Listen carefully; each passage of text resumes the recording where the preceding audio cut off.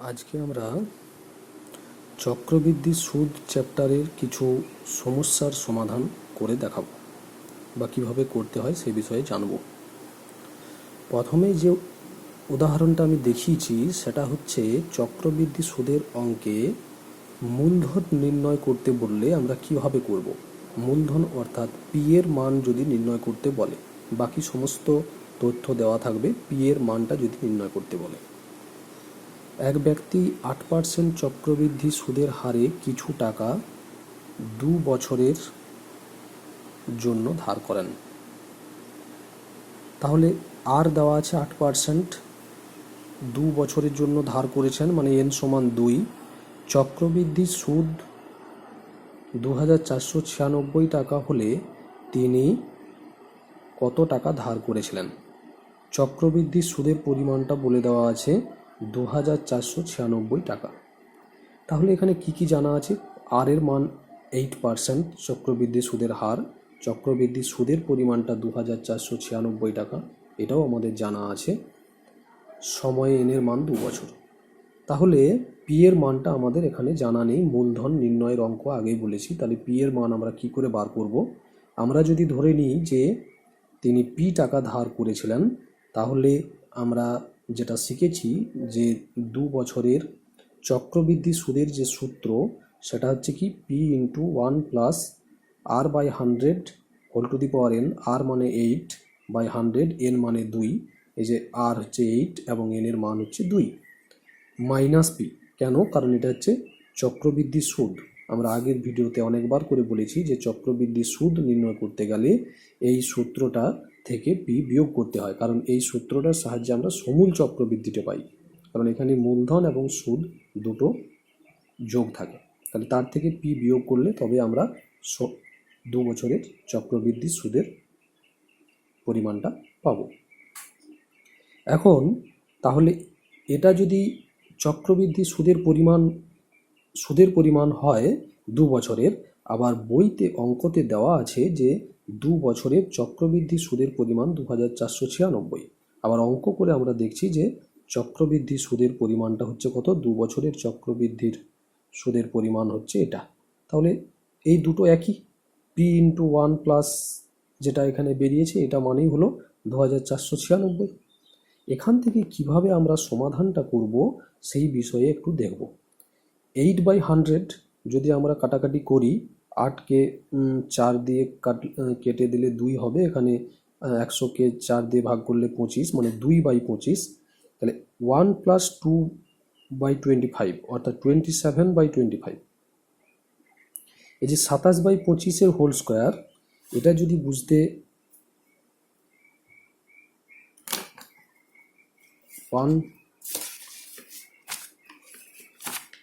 1 plus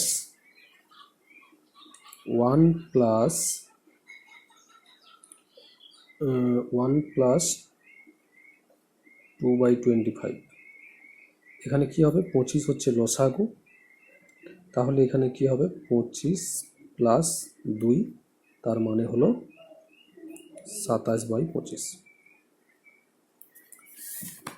এইভাবেই আমরা এখানে 27/25 হোল স্কোয়ার মাইনাস পি, তাহলে এখান থেকে যদি আমরা পি কমন নিই, তাহলে পি কমন নিলে এখানে 27 হোল স্কোয়ার মানে 729 হয়, আর 25 হোল স্কোয়ার মানে 625 মাইনাস 1, তাহলে এখানে 625 লসাগু হয়ে গেলে 729 মাইনাস 625 মানে 104/625। এদিকে ডান পক্ষে যেমন 2496 বরাবর হয়ে যাবে, এবং শেষে দেখা যাচ্ছে পি সমান কি হবে? তাহলে 2496 পি এর সঙ্গে 104/625 গুণ আকারে আছে, এটা যদি সমান চিহ্নের ডান দিকে যায় তাহলে আমরা জানি কি হবে? ভাগ হবে। ভাগ হওয়ার মানে ভগ্নাংশের ভাগ মানে কি হবে? 625 উপরে হবে, 104 নিচে হবে, এবং সেখান থেকে যদি আমরা কাটাকাটি যেটাকে বলি সেটা সেইভাবে করলে আমরা উত্তর পেয়ে যাব 15,000 টাকা। তাহলে এভাবে আমরা কি করতে পারি না, যদি মূলধন নির্ণয়ের অঙ্ক থাকে চক্রবৃদ্ধি সুদে, খুব সহজে এটা বার করতে পারি। এরপর আমরা চক্রবৃদ্ধি সুদের আরও এক ধরনের অঙ্কের কথা আলোচনা করব, যেখানে চক্রবৃদ্ধি সুদের হার নির্ণয় করতে হবে।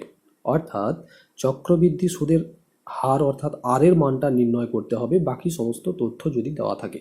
কিভাবে আমরা ক্যালকুলেশনটা করব একটু দেখে নেওয়া যাক। প্রথমেই দেখো যে অঙ্কটার ক্ষেত্রে আমরা এটার সমাধানটা করব, 60,000 টাকার 2 বছরের সমূল চক্রবৃদ্ধি যদি 69,984 টাকা হয় তবে বার্ষিক সুদের হার কত। অর্থাৎ এখানে 60,000 টাকার বলেছে, মানে পি সমান 60,000 টাকা, কত বছরের, 2 বছরের বলা আছে, তার মানে এন এর মান হচ্ছে 2 বছর, এবং চক্রবৃদ্ধি সমূল চক্রবৃদ্ধি, ভালো করে দেখো, সমূল চক্রবৃদ্ধি বলা আছে 69,984 টাকা। তাহলে সমূল চক্রবৃদ্ধির সূত্র অনুযায়ী আমরা কি পাই, P into 1 plus R by 100 whole to the power N, তার মানে পি এর মান হচ্ছে 60,000 ইন্টু 1 প্লাস আর বাই 100 এবং এন এর মান 2। এটা হলো সমূল চক্রবৃদ্ধি। আবার বইতে দেওয়া আছে যে সমূল চক্রবৃদ্ধির মান এটা, এই 59,984। তার মানে এই যে সমূল চক্রবৃদ্ধি, যেটা আমরা সূত্রতে বসিয়ে যে সমূল চক্রবৃদ্ধিটা পেলাম, সেটা সমান হয়ে যাবে কার সঙ্গে, 69,984 সঙ্গে সমান হবে। তাহলে এখানে আর এর মান আমাকে নির্ণয় করতে হবে। তাই 1 প্লাস আর বাই 100 তার হোল স্কোয়ারের যে রাশিটা আছে এটাকে বাম দিকে রেখে 60,000 যে এখানে গুণ আছে এটাকে আমরা ডান পক্ষে নিয়ে চলে যাব। যেহেতু এখানে গুণ ছিল তাহলে ডান পক্ষে নিয়ে গেলে কি হবে, ভাগ হবে। তাহলে উপরের আছে কত, 59,984 ভাজিত 60,000। এখানে প্রথমে যদি আমরা একবার 6 দিয়ে কাটাকাটি করি তাহলে এখানে হয়ে যাবে 10,000, এখানে হয়ে গেল 11,664। তাহলে এই 11,664 এবং 10,000 এখানে কি আছে, 1 প্লাস আর বাই 100 তার হোল স্কোয়ার আছে। তো তাহলে হোল স্কোয়ার আছে এখানে, যদি 1 প্লাস, তাহলে এই দিকটাকে হোল স্কোয়ার লিখতে গেলে আমরা দেখতে পাবো যে 11,664কে যদি বর্গমূল করা হয় তাহলে হয় 108। তার মানে হলো যে 108 এর হোল স্কোয়ার মানেই হলো 11,664। যদি আমরা বলি যে কি করে বুঝবো যে 108 এর হোল স্কোয়ার হবে 11,664, তাহলে আমাদের কি করতে হবে, 11,664কে বর্গমূল করতে হবে। একটু দেখে নিই,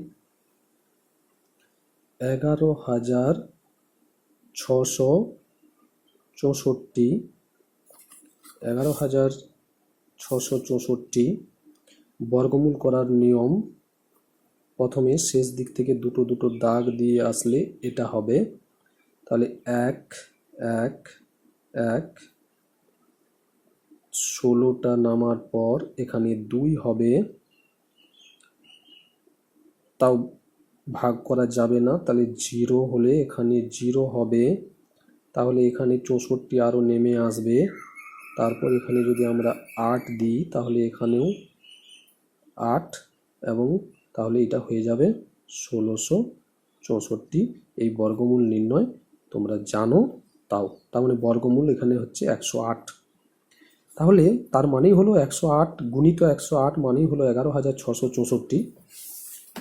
তাহলে এখানে আর 10,000 মানেই হলো 100 গুণিত 100 মানেই হলো 10,000, তাহলে 108 বাই 100 তার হোল স্কোয়ার।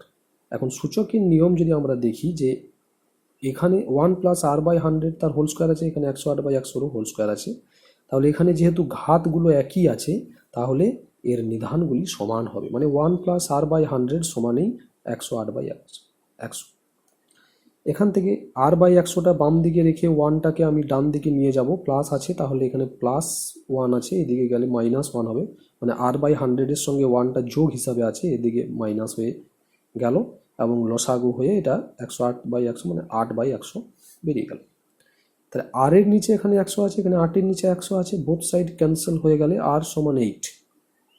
অন্যভাবেও ভাবতে পারি, এই 100টা আর এর সঙ্গে ভাগ আছে, এদিকে গেলে গুণ হবে, 8 বাই 100 গুণিত 100, আর সমান 8।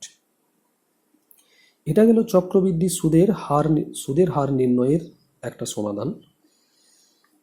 তো আরও কিছু সমাধান আছে, যেমন সময় নির্ণয়ের অঙ্ক করতে গেলে আমরা কেমনভাবে করব। সময় নির্ণয়ের অঙ্কটা কেমন থাকবে, বার্ষিক 10% চক্রবৃদ্ধি হার সুদে কত বছরে 50,000 টাকার সমূল চক্রবৃদ্ধিটা 60,500 টাকা হয়ে যাবে, কত বছরে। তাহলে আর এর মান দেওয়া আছে 10%, পি সমান 50,000 টাকা, আর 10% সমূল চক্রবৃদ্ধির সূত্র আমাদের জানা আছে, P into 1 plus R by 100 whole to the power N, তাহলে এখানে পি এর মান আমরা বসাতে পারবো 50,000, আর এর মান বসাতে পারবো 10, শুধু আমার জানা নেই এন এর মান। এবং সমূল চক্রবৃদ্ধি মানে বাম দিকে কত হবে সেটাও আমার জানা আছে 60,500 টাকা।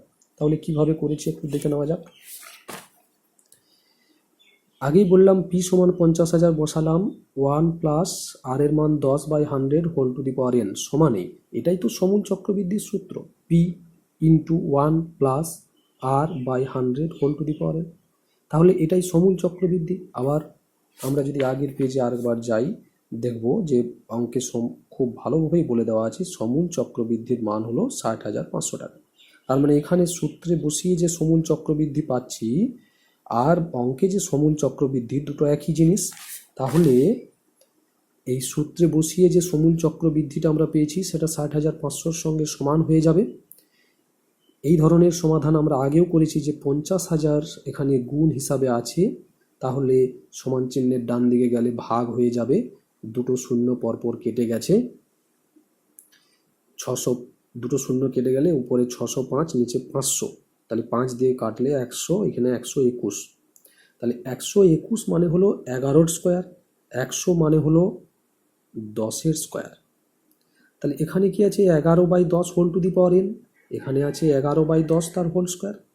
তাহলে আমরা আবার সেই সূচকের নিয়ম অনুযায়ী নিধানগুলো একই আছে, 11/10 whole to the power N আছে, এখানে 11/10 তার হোল স্কোয়ার আছে। তাহলে এন সমান কত হবে, ঘাতগুলো সমান হয়, এটা সূচকের নিয়ম। যদি নিধানগুলো একই হয় তখন ঘাতগুলো সমান হয়। তার মানে এন এর মান 2, তার মানে এখানে 2 বছর আমরা উত্তর পেয়ে যাব। এটা এক ধরনের অঙ্ক হলো। আরও এক ধরনের অঙ্ক নিয়ে আমরা আলোচনা করে দেখি। যেমন বার্ষিক চক্রবৃদ্ধি সুদের হার যদি প্রথম বছর 5% এবং দ্বিতীয় বছর 6% হয়, তবে 5,000 টাকার 2 বছরের চক্রবৃদ্ধি সুদ নির্ণয় করো। এখানে দেখো প্রথম বছর সুদের হারটা আলাদা 5% এবং দ্বিতীয় বছরের জন্য সুদের হারটা আলাদা 6%, এইটুকুই পার্থক্য। আমরা আগের অঙ্কগুলোতে দেখছি যে যত বছরের জন্যই আমরা চক্রবৃদ্ধি সুদের সমাধান করি না কেন আরটা একই ছিল, কিন্তু এখানে পার্থক্য অঙ্কটার শুধু একটাই, এখানে প্রথম বছরে চক্রবৃদ্ধি সুদের পরিমাণটা 5% এবং দ্বিতীয় বছর 6%। তাহলে প্রথম বছরের ক্ষেত্রে পি সমান কত, 5,000 টাকা, অবশ্যই 5,000 টাকা, কারণ 5,000 টাকা দিয়েই অঙ্কটা শুরু হচ্ছে।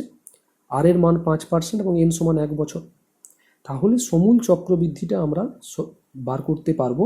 আমরা P into 1 plus R by 100 whole to the power N এর এন মানে এখানে যেহেতু 1 তাই আর কিছু লিখিনি, 1 প্লাস 5/100 মানে 105/100 হচ্ছে, এটা সবাই পারবে নিশ্চয়ই। এখানে ক্যালকুলেশন করে দেখা যাচ্ছে 5,250 টাকা বেরোচ্ছে, সমূল চক্রবৃদ্ধির পরিমাণ 5,250 টাকা। তাহলে প্রথম বছরের যেটা সমূল চক্রবৃদ্ধি সেটাই কি হবে দ্বিতীয় বছরের ক্ষেত্রে পি এর মান হবে, এটাই গুরুত্বপূর্ণ। এটা আমি আগের ভিডিওতে বারবার করে আলোচনা করেছি যে সমূল চক্রবৃদ্ধি নির্ণয়ের ক্ষেত্রে যেটা প্রথম বছরের সমূল চক্রবৃদ্ধি অর্থাৎ 5,250 টাকা যেটা সমূল চক্রবৃদ্ধি, সেটাই দ্বিতীয় বছরের আসল অর্থাৎ পি এর মান। তাহলে দ্বিতীয় বছরের যখন আমি সমূল চক্রবৃদ্ধি বার করব তখন দ্বিতীয় বছর আসলটা আমার ধরতে হবে 5,250 টাকা। আর দ্বিতীয় বছরে বলেছে এই যে দ্বিতীয় বছর 6% হারে সুদ, তাহলে আর মানে হচ্ছে 6% এবং দ্বিতীয় বছর শুধু দ্বিতীয় বছরের জন্য বার করছি, তো তাহলে এন সমান হচ্ছে 1 বছর।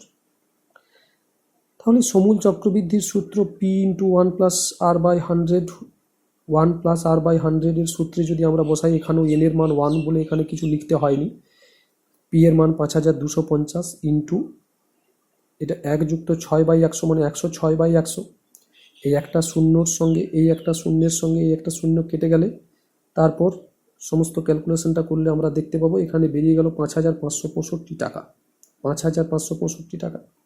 তাহলে আমাদের তো সমূল চক্রবৃদ্ধি বেরিয়েছে এটা 2 বছরের, কিন্তু আমাকে তো অঙ্কে বলেছে চক্রবৃদ্ধি সুদ, 2 বছরের চক্রবৃদ্ধি সুদ কত। তাহলে চক্রবৃদ্ধি সুদ নির্ণয় করতে গেলে আমাদের 2 বছরের যে সমূল চক্রবৃদ্ধি বার হলো 5,565 টাকা, তার থেকে আমাকে বিয়োগ করতে হবে আসলটা 5,000 টাকা, অর্থাৎ প্রথমে যে আসল ছিল 5,000 টাকা, যে আসল নিয়ে আমাদের অঙ্ক শুরু হয়েছিল। 5,000 টাকা বিয়োগ করলে চক্রবৃদ্ধি সুদ পাওয়া গেল 565 টাকা। তাহলে এইভাবে একটা অঙ্ক করা যায়। আর একটা টাইপের অঙ্ক আলোচনা করলেই এই চ্যাপ্টারটা মোটামুটি আশা করি অনেকগুলো অঙ্কই পারা যাবে। সেটা হচ্ছে একটু অন্য ধরনের অঙ্কটা। 10,000 টাকার বার্ষিক 5% সুদের হারে 3 বছরের চক্রবৃদ্ধি সুদ ও সরল সুদের পার্থক্য কত? তাহলে 10,000 টাকার বার্ষিক 5% সুদের হারে 3 বছরের বলেছে চক্রবৃদ্ধি সুদ এবং সরল সুদের পার্থক্য। তার মানে কি না, আমাকে একবার চক্রবৃদ্ধি সুদ বার করতে হবে, একবার সরল সুদ। সরল সুদের ক্ষেত্রে যখন আমরা বার করব তখন সূত্র হচ্ছে I সমান PRT বাই 100। এখানে P মানে হলো 10,000, R মানে হলো 5%, মানে R এর মান 5, ইন্টু সময় 3 বছর মানে 3/100। বোঝা গেল এটা? তাহলে এটাকে ক্যালকুলেশন আমরা সবাই করতে পারবো। এখান থেকে আমরা ক্যালকুলেশন করে আমরা কি পাবো? সরল সুদের টাকাটা বার করতে পারবো। এবং চক্রবৃদ্ধি সুদ কত হবে? চক্রবৃদ্ধি সুদের সূত্র হচ্ছে 10,000 মানে P into 1 plus R by 100, মানে 10,000 ইন্টু 1 প্লাস 5/100 তার হোল কিউব মাইনাস 10,000। তাহলে এই 10,000টা যেমন আছে থাকবে, আমরা এই ক্যালকুলেশনটা আগে করতে থাকবো, তারপরে যেটা বেরোবে তার থেকে 10,000 বিয়োগ করে দেবো। তাহলে আমরা কি পাবো? চক্রবৃদ্ধি সুদ পাবো।